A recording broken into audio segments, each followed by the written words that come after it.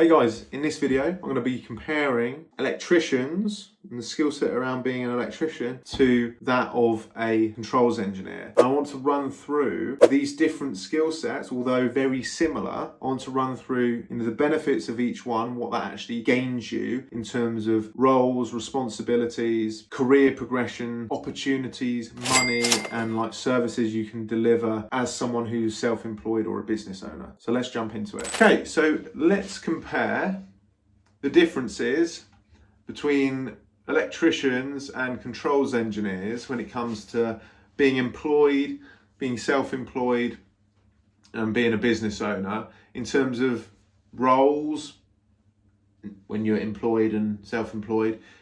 I mean, this kind of goes roles / services.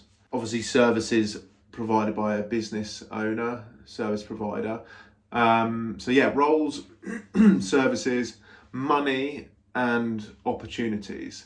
So my argument is you're, as an electrician, you're far more restricted in all of these areas, you know, in the roles that you do, the services that you can provide, the money you can make, and the opportunities available to you are far more limited compared to being a controls engineer. And what I'm arguing is based on what I know myself, my own experiences, and also working with clients, knowing what's possible, knowing the industry, knowing the demand of the industry. My argument is electricians that actually want to get into controls and automation are very well positioned to become control engineers and get into the industry with just a few more technical iterations, you know, understanding controls, understanding fundamental control philosophy, logic, those kind of things. And then also some softer skills in terms of communicating, positioning, career advice, CV, LinkedIn, speaking to recruiters, hiring managers, business owners, etc. What I'm saying is, like, any electrician that wants to become a control engineer with the right training, with the right support, can do this, and it doesn't take very long because electricians have already got such a good foundation in electrical understanding. Generally speaking, they're already in the industry, they're in the trade, they, you know, have connections, they're on site, they're on the same site as the sites that control engineers are on, they have all the right tools, they understand electrical installation, they understand safety regulations. Like they are just obviously the obvious choice to become these people, control engineers and BMS engineers, and get into the industry and help it thrive as it's growing. Electricians are the people. Anyway, so let's look at what employed roles you can have as an electrician, and it's pretty limited in my opinion when you compare to what's available as a controls engineer or someone with a controls skill set. Because really what you can do as an electrician is, yes, you can do domestic, yes, you can do commercial, yes, you can do industrial, and I would say that industrial is verging more on the side of controls.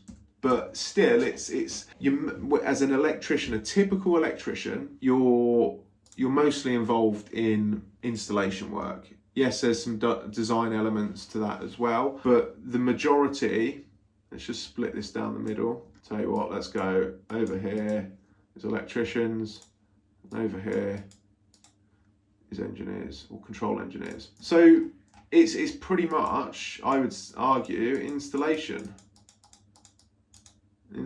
work. Okay, whether that's commercial, residential, or industrial, it's all pretty much installation and doing some testing with some, obviously there are some design aspects in that as well. When you look at control engineers, like if you look at the role of a controls engineer for, I spelled that wrong, I just noticed that. Let's get that right first. There we go. If you look at, or let's have a look at it. Control engineering jobs. control engineer. Because I know what's involved. If you work for a small company as a controls engineer, you basically get to be involved in the whole life cycle of a project, which for me is fantastic. That's not my address, by the way, just so anyone knows, that's not my address. I don't know why it comes up with my address here. I do live in Stowmarket. So yeah, let's have a look at what it looks like to be a controls engineer. And let's just pick out some of these.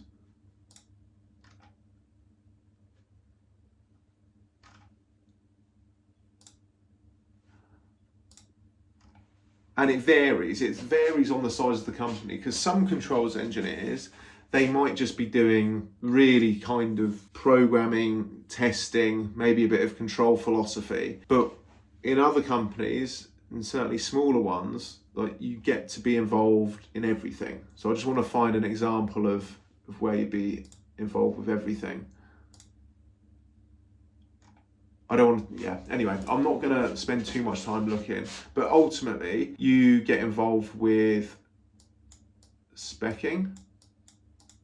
So you might be on site, understanding client requirements and getting involved with making suggestions and then putting the solution together in terms of a written functional design spec. So let's just go spec/FDS, so functional design spec. That might be one thing that you get involved with, and this is kind of like you could also class it as a sales engineer. That's the first stage. Then the next stage that you could get involved with, if it was the right company, would be then putting together the designs. So it kind of ties into the speccing, but the next phase would be designs. It's really hard writing with a mouse, so please forgive me. So designs plus documentation. Zoom in a bit. Okay, so here you'd be doing things like CAD work, putting together schedules,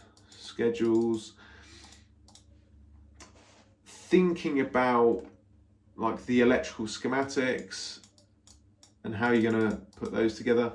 It ties in with this phase here, but like what parts are going to be used, and then how you control those parts, and then how are you going to control those parts and pieces of hardware in line with like the overall outcome of the project, you know, with what the functional design spec. So that's kind of like the second phase that you can be involved with. And then once all that documentation has been produced, you then can potentially get involved with the control system build. So like from in the workshop, so you might get involved with the panel, because you basically design the system / panel, or cabinet if you're in the States, panel build. Okay, so you can do that, and then straight after the panel build, well, you're going to have to test this panel. So testing the panel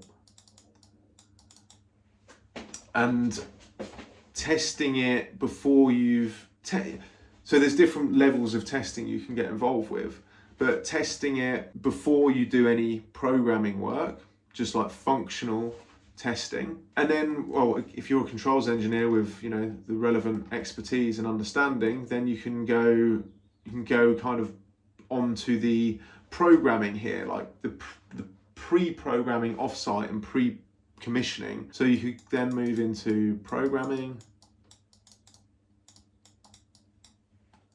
and then you could go into like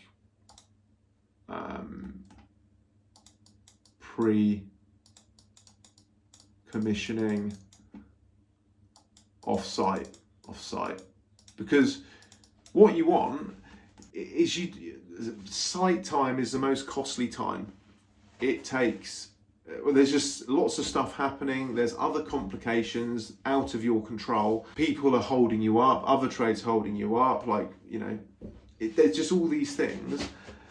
Traffic, unloading, loading your van, tools, you know, not having the right equipment, maybe the wrong parts have been ordered. It's just, if you've worked on site, you understand what I'm talking about. So what you want to do in project delivery is do as much as you possibly can off-site, in the workshop, at home, wherever it might be, so you don't have these on-site pressures. And that's the other thing. You have other pressures from other people, bosses, clients, people breathing down your neck. Like, it's just do as much as you can off-site, okay? And it'll be far more profitable.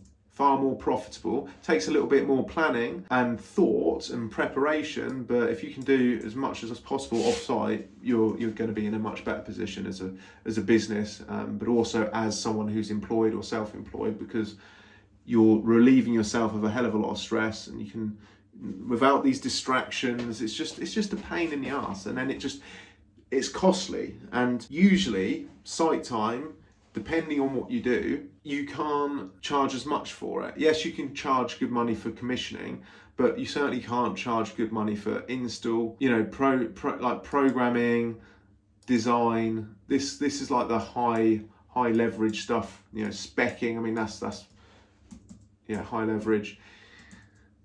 These are the things that can be done off site. Like, you don't want to be doing programming on site. Can you imagine trying to work out how to program a system when you're on site? It's just, anyway, you get my point on that. So that's kind of like the third thing. And then you might be involved in the install on site. So let's just put install.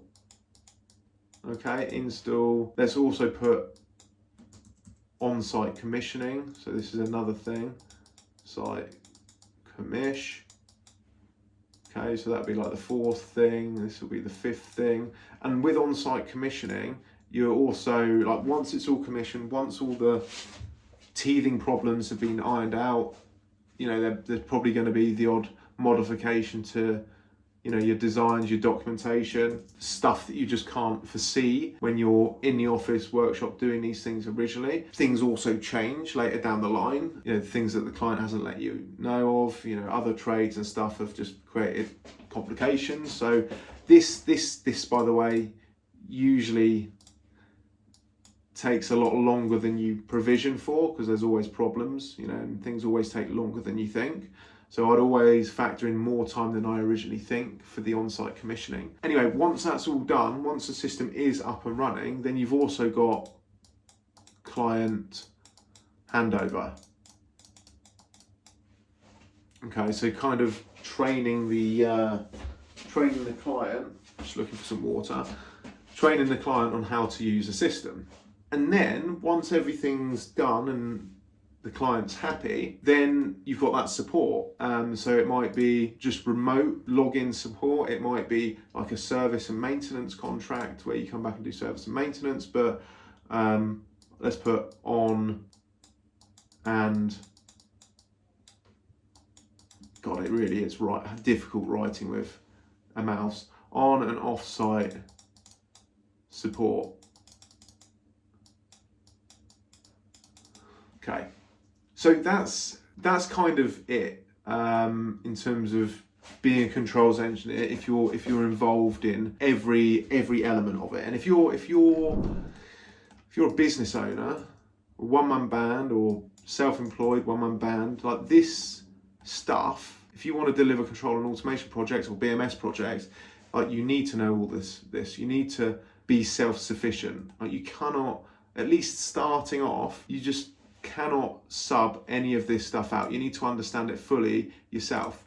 But going back to the point, comparing like electricians to controls engineer, generally speaking, the bulk of what electricians do is it's installation work with, just testing that their work is safe kind of straight after the installation. But I would say that these are kind of the same thing. You're just testing your work as you go. And in some cases you might do some low level design, but really, you can split hairs with me here, but really it's like one thing. But you look at what a controls engineer can do. So, it's 6 things here, but if we go a little bit more granular, we've got specifying and creating an FDS.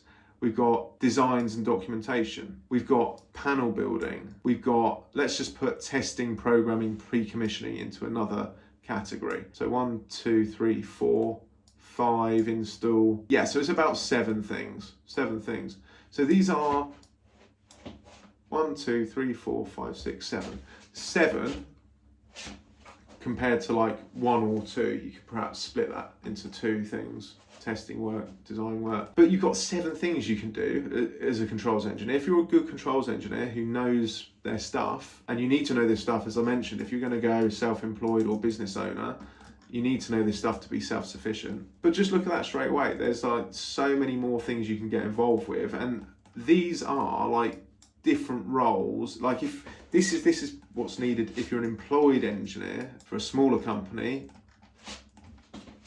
There's all of these elements. Now for a bigger business, these roles might be split. Like you'd have like an installation team to start with, okay? And you might have like a panel building testing engineer, so maybe you don't have that. And you might have a tech support team, and you might have a design team. So anyway, what I'm saying is, if you do have, this understanding as a controls engineer, you can become a sales engineer, you can become a design engineer. Like these split into individual roles into bigger companies, which just opens up a lot of opportunity. Doesn't matter what, by the way, it doesn't matter what sector or industry you're in, because controls is controls, whether it's in industry, and there's just so many little subsectors within industry and industrial, commercial BMS, smart home, like it all comes back to controls. So having all of this just is huge. There's just so many benefits. Like it's hugely rewarding being able to see a project from the start all the way through to the end, but also there's massive opportunity in all these sectors, in all these different roles if you wanted to get more granular, which also means a lot of job security. And in the roles such as specifying, design, programming, and then on-site commissioning and client handover, like these are high leverage tasks that are specialist, that not many other people can do. So yeah, a lot more money in these roles.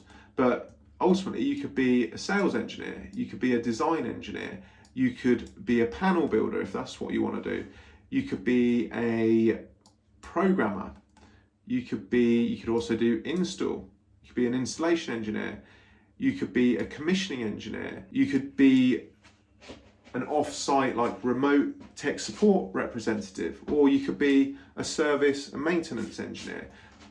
There's just, you see what I mean? There's just so much that comes out of having the skill set of a controls engineer, as opposed to just having the skill set of an electrician. And I'm not knocking electricians, like I am an electrician, but what I've learned is this, like going from an electrical background, having electrician qualifications, it's not much genuinely to just upskill where you can understand these processes as well, because you've already got the foundations.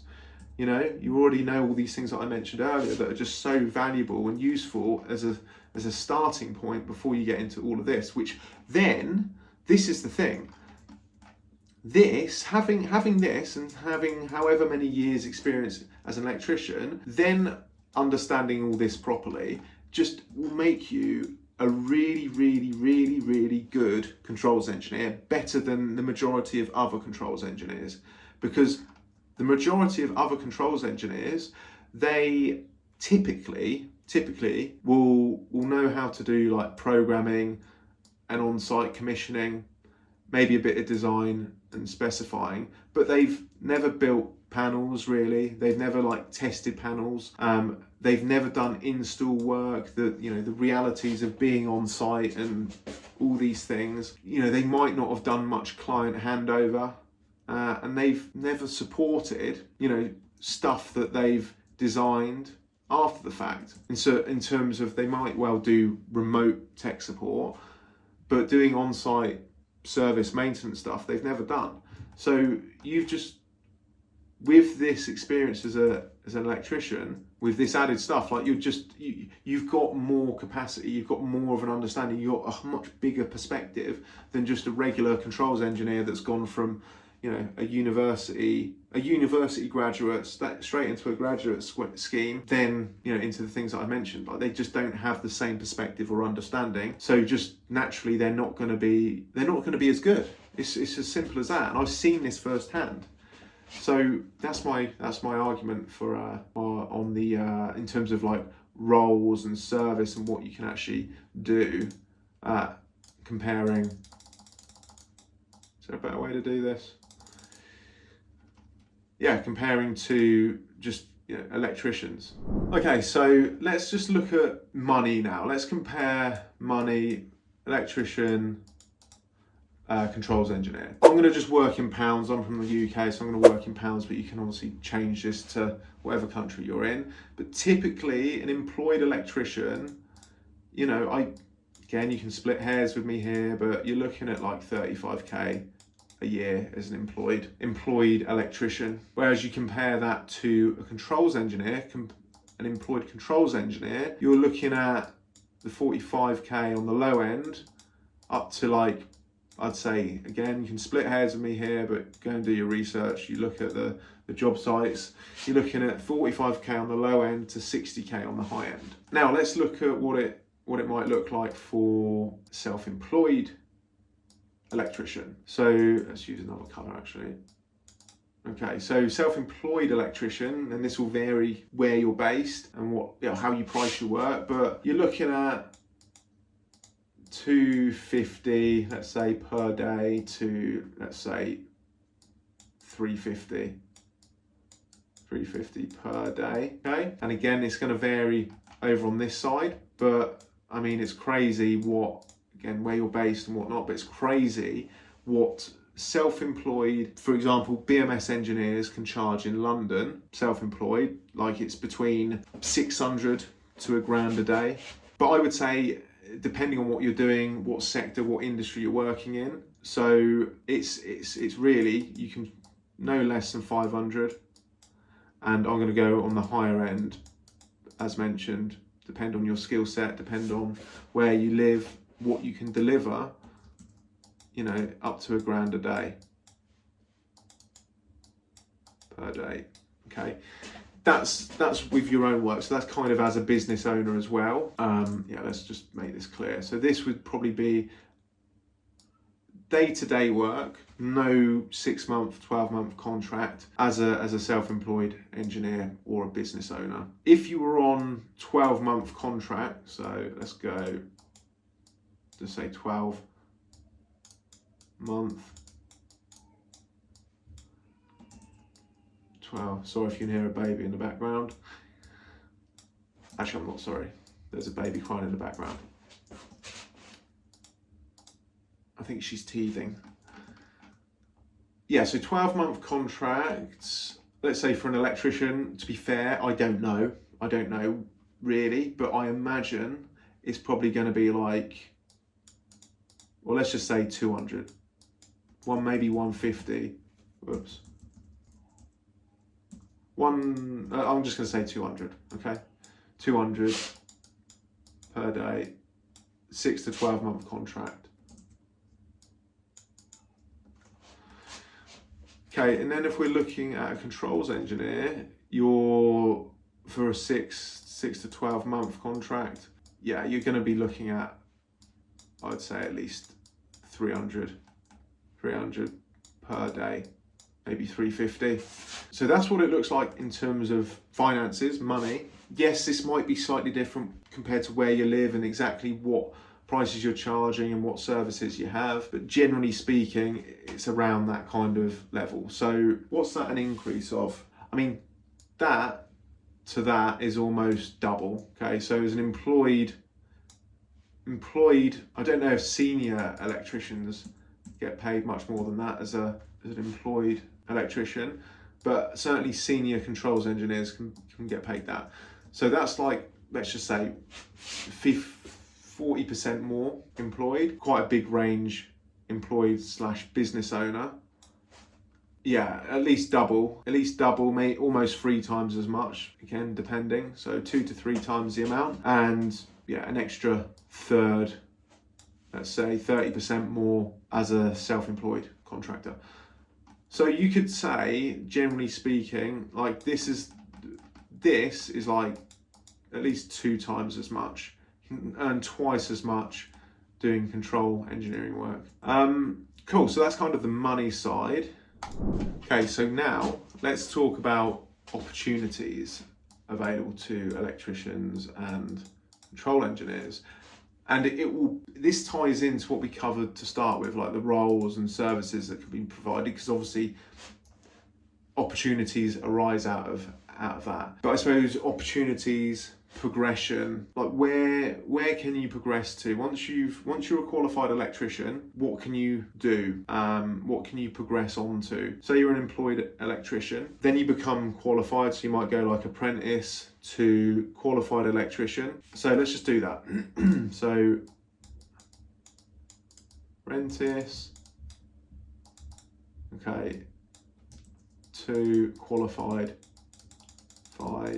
and then you got a senior electrician, and you might I don't know, a QS or a team lead, something like that.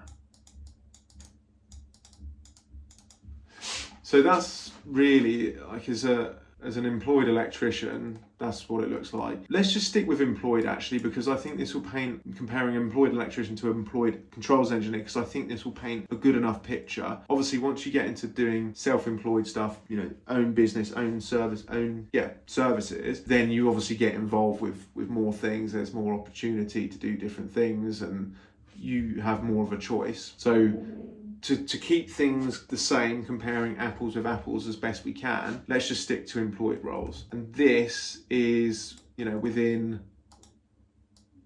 domestic, commercial, and then industrial.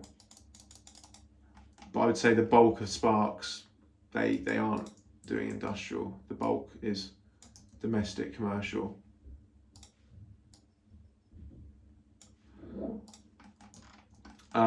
So controls engineer, so similar thing. So you might start off as like, let's just say again, apprentice, and then you're a qualified controls engineer.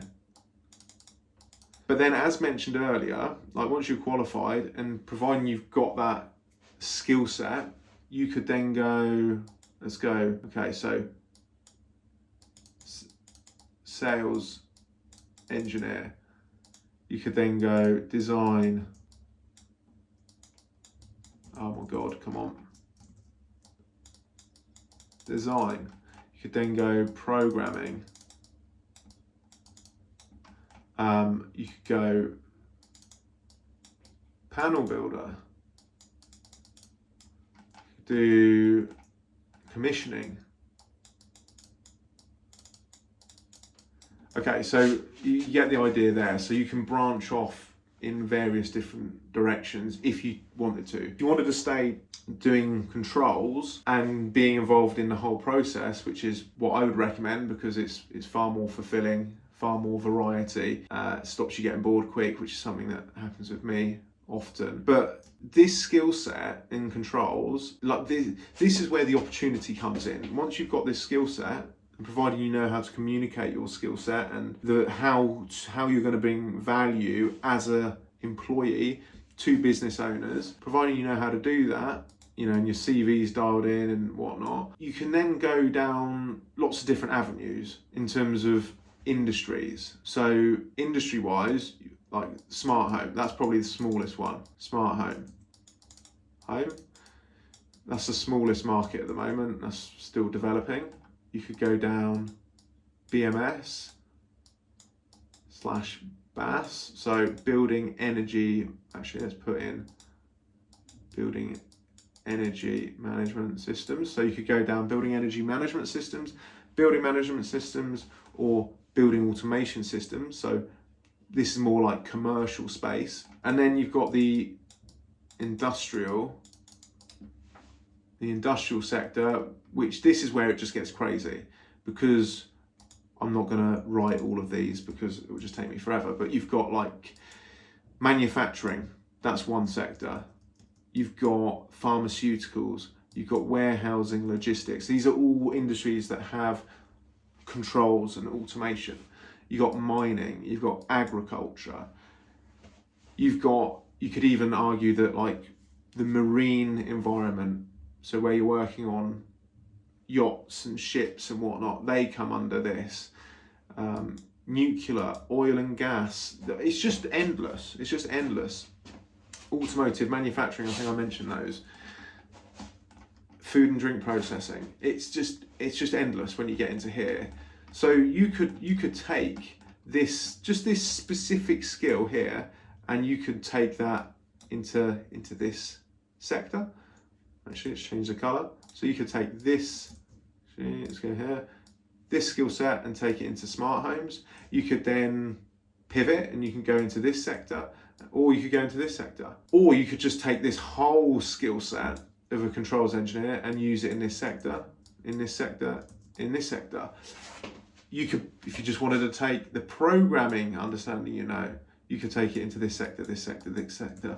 So this is what I'm trying to get across. There's just endless opportunities, abundance of opportunities. The more of these skill sets you have that comes under like the controls engineer skill set, the more industries and sectors that you can go in, because all of this, whether it's industrial controls, building energy management, smart homes, it all comes back to this. It all comes back to controls, like controls, electrical controls. That's ultimately what it is, electrical controls and automation. So it's all the same. If you understand the processes, the fundamentals in all these areas that I've discussed, then you've got an abundance of opportunity, providing you know how to communicate your value properly, which is another thing altogether. But massively growing industry, okay? Massively growing industry, net zero, carbon neutral, massively growing industry. Like you look at Amazon, Ocado, like like Tesla, things like Tesla, in terms of like manufacturing. It's just, there's literally endless opportunities with this skill set as a controls engineer. And the point I'm getting at is there's far more than just being a regular electrician. And I'm not knocking electricians, but I know a lot of electricians that have had enough of just doing and being an electrician. They've done it long enough. I'm not going to get into it. All the new people coming in, underpricing stuff, and perhaps they're just sick of the work that they're doing. I'm saying this because I know them and I've worked with them, and just spending a bit of time, in the grand scheme of things, a bit of time developing this skill set and some softer skill sets as well in terms of career and positioning and communication. You can change your life, you can change your career and understand the skill set of a controls engineer and just open up huge amounts of opportunity, whether you want to stay employed or perhaps you want to start off employed, then go self-employed, and then become a business owner. This is what gets me so excited, and why I make these videos is because there's just so much opportunity, and this has changed my life. Genuinely, it's made me so much happier because I just know I'm always going to be in demand. I've got leverage. Like I don't have to just settle for the first thing that comes my way, because I know I've got this skill set that I can take here. I can always, so I'm a business owner at the moment, I can always move back to when I was like a self-employed contractor and just worry about myself doing one-man band stuff. But in all of these areas, in sales engineering, design, programming, panel building, I can sub myself out to larger businesses, or I can just go back to being an employee. And still make 60k a year. So it's just this is it, guys, and this is what I'm encouraging you to just be aware of. If nothing else, be aware of what's available as a controls engineer compared to an electrician if you have the right skill set. And I'm telling you now, if you are a qualified electrician, you've already got such a good foundation to just build this technical understanding on top of, to then just have an abundance of opportunity. So yeah, see you on the next video.